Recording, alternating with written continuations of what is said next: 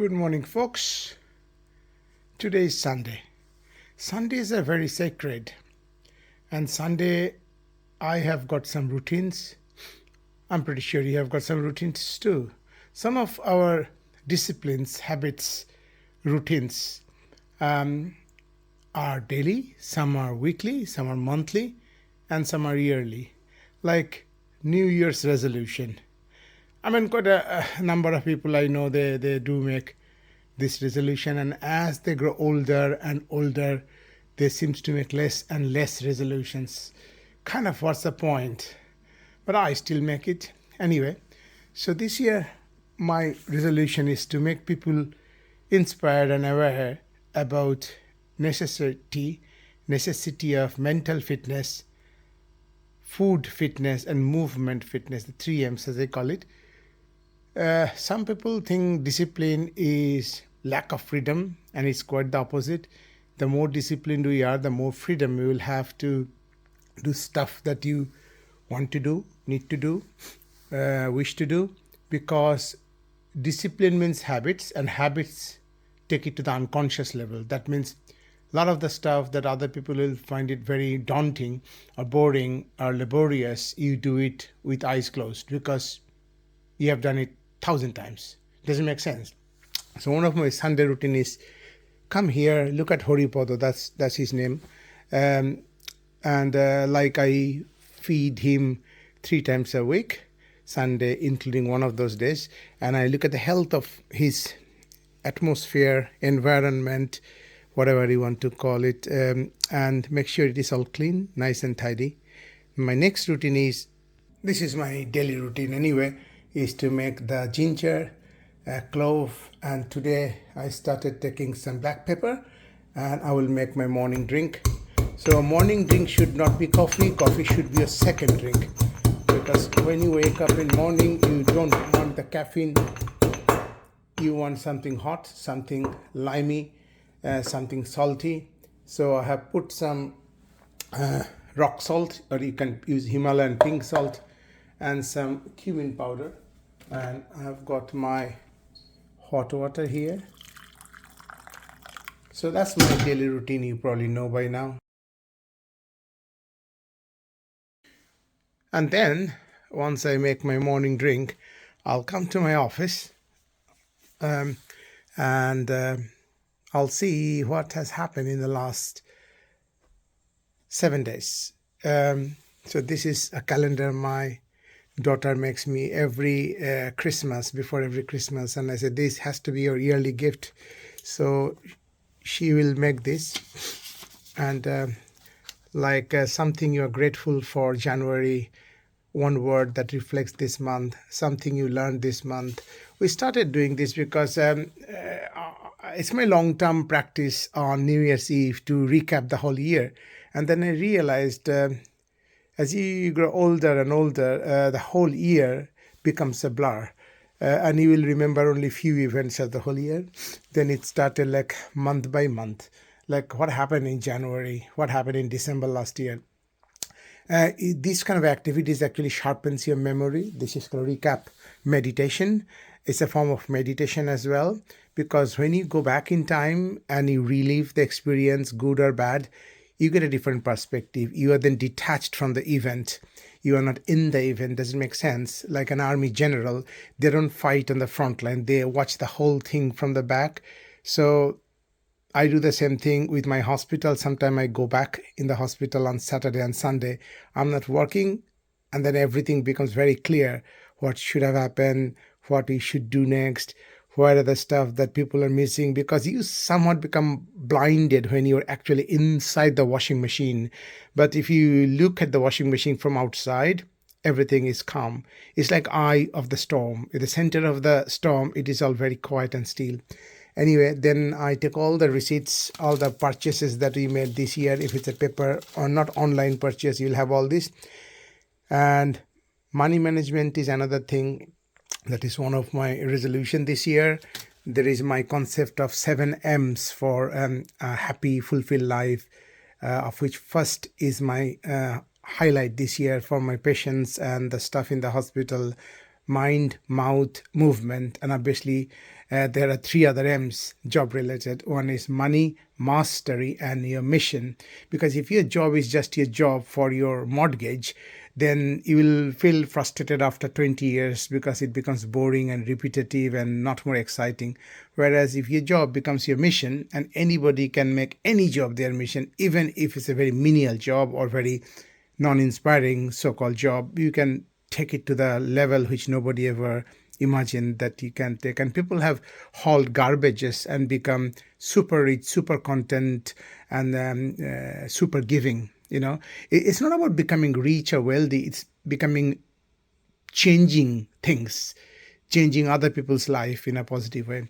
Anyway, and the other thing I do is I flip through some of the books that I have purchased in the last month, because every month we go to Waterstone, me, my daughter, and he used to be my son as well before he's gone to uni, and we purchase few books what we like, and then you don't have to read the whole book, right? I mean, it's no time because I've got so many books to read. So you just, whatever attracts you, you just read. And this is a book last Wednesday I got from library. It's one of the fantastic book. It just immediately attracted me. Medical statistics. Anyway, and self-Reiki. And then I saw a patient with primary sclerosing cholangitis who got lost to follow-up for 2 years. So these are the things, and I gave a talk last week on Tuesday to the junior doctors, and this is the feedback code for them. Then I chaired a couple of meetings last week. So this is the time that I go back to Microsoft Teams and see the recording and the transcript of those meetings and see what are the action points, what he talked about. And last week also I took the new staff member Richie to different departments, went to diabetic team, and they have given this because I look after fatty liver patients who will have pre-diabetes, diabetes, a number of them, type 2. So this is a fantastic device that we are going to try, and this will continuously record your blood sugar, and it will send it to your app in the phone. Previously it used to be like you have to touch it with your mobile phone to get a record, and now that's not needed anymore. And this like a sticky tape, it's like a sticky plaster on your arm, and that can last for up to 10 days, I think. So Sunday, I don't know whether you have heard of the word Sabbath or sabbatical. So it came from 7. So Sabbath is one every week, like the 7th day, you should take rest, you should not work, you should reflect, and you should plan. Because once you reflect and plan, the rest of the week, coming 7 days will be fantastic. Okay, you get a perspective. Similarly, every 7th year, you should take a break from your work called sabbatical. So this is ancient biblical practice, and this is so important. So I also was listening to a podcast yesterday. Apparently famous writer Sally Wainwright. I didn't know her name, and she was being asked, for your story, like multiple characters, do you do a storyboard? And then I got this idea that why don't I do a storyboard for all the projects that I'm leading in the hospital? Because project managers do their own stuff, Gantt chart, Excel spreadsheet, but I'm very visual mind map kind of person. And when you juggle too many projects, too many balls, some will not get much attention. So I have come up with a very innovative solution of casting the dice. So I numbered the projects. You shouldn't be handling more than 10 projects anyway. And whatever the number comes up, you have to give half an hour for that project now. So that's who I am, if you know me, consultant. So that's one of the things, plan and reflect. And next is clean the house. Not all of it, just a corner. I spend probably most time other than hospital and my office inside the house is in the kitchen. Kitchen is like meditation for me. And this is a space I'm solely responsible for in the house. I said, do not touch my kitchen. My wife cooks. She's also a great cook, but this is my meditation. So Sunday, definitely I will make breakfast for my kids. And my wife, sorry, not kids, only one kid now. I still miss him on Sunday because he appreciates food, large quantities of food. He's a 19-year-old boy. Anyway, so today I'm going to make them stuffed. Yesterday I made it up, but they were so full from Pizza Express when they come home, my wife and daughter, so they eat something else lighter. So today we'll make stuffed parathas and aloo dum. The other thing this year is to prevent waste, make waste less. So my wife is to throw this away. This is bone broth. Our dog Coffee, gets royal treatment, boiled chicken, spiced up a little bit. So this is extremely nutritious. So now I preserve this and I will put a spoonful of this in dal, in curries, etc. Extremely rich in nutrients and protein. And the other thing is that you clean one corner. So today some magic happened when I was taking everything out. I found something which we have been looking for the last 2 years, I think. And guess where it was hiding? In fact, me and my wife has a big argument about how come I am so irresponsible to lose this, because this goes on to this. And it becomes easier to, it is not easy to do stuff with one hand. So it locks here. Oh, this is broken anyway.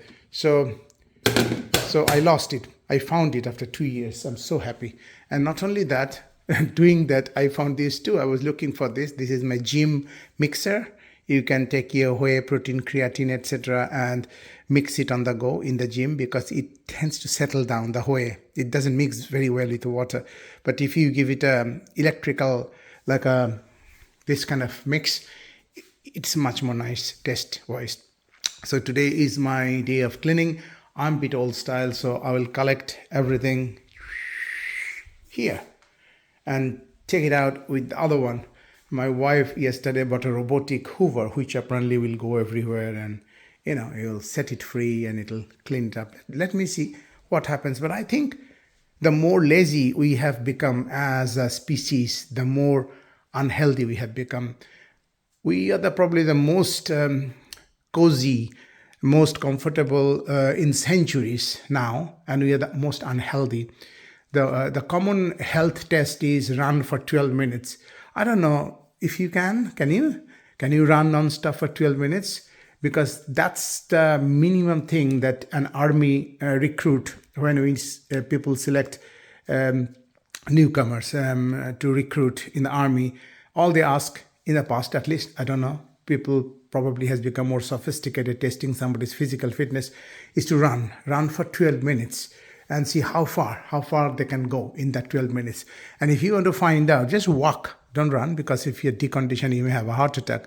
Just walk for 12 minutes and see how far you can go, and then match your distance with the average gender and age distance. And I'm pretty sure 95% will probably be way less than what you're supposed to perform. Do this test. This is called Dr. Cooper's test, COOPER, Cooper's test. Very famous.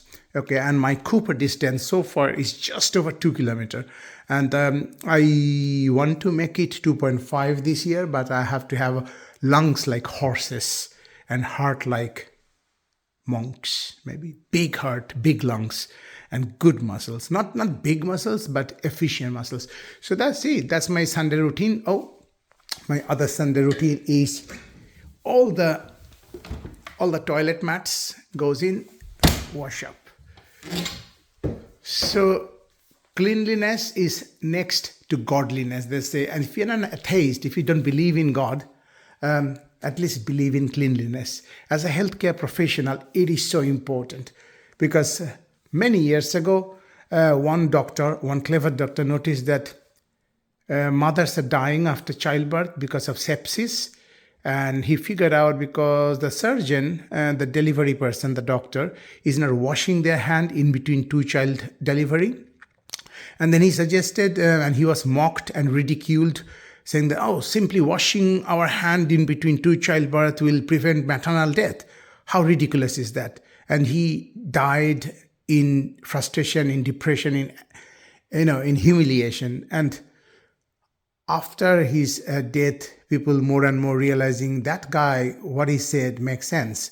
And now, you don't even wear your wedding ring in the hospital, and you should be bare below elbow. And if you're thinking what's happening here, so I actually chopped off the arms of my jacket. And even in house, I always wear my jacket, only because it has got multiple pockets. I need lots of pockets. Anyway, have a lovely day. Clean your house, clean your mind. Every religious practice, monks, the thing they do first, waking up, is clean. They will clean repeatedly the stuff it is already clean. And that gives you a perspective, because cleaning is a mechanical subconscious job. As you clean, you think, and you get remarkable ideas, connecting all the dots, which every morning when I do this, I come up with ideas, creations, plots for my story, what I should do this week in terms of innovation in the hospital. So do this, clean it. Don't be lazy. Don't use electric hoovers, automatic. Sorry, my wife should not hear this. Yeah, you know what I mean. We shouldn't have a very fixed notion. I will use, and I do use, automation and innovation and robots, and this is one of my favorite. Hey Google, what's the weather today? Right now in Little Canfield it's -4 degrees with fog. Today, it'll be foggy, with a forecast high of 4 and a low of -5. See, so it is not them that is the problem. It is our mind that is the problem. Apps, Facebook, Instagram, WhatsApp, AI, robotic hoover, they're all fine, but we shouldn't use them as replacement. We should use them to take the time to do something more glorious. Not to be lazy. Does it make sense? Not to be unfit physically, mentally, watching reels after reels of Instagram. Anyway, have a great day. -4. So if you go out, it's frosty.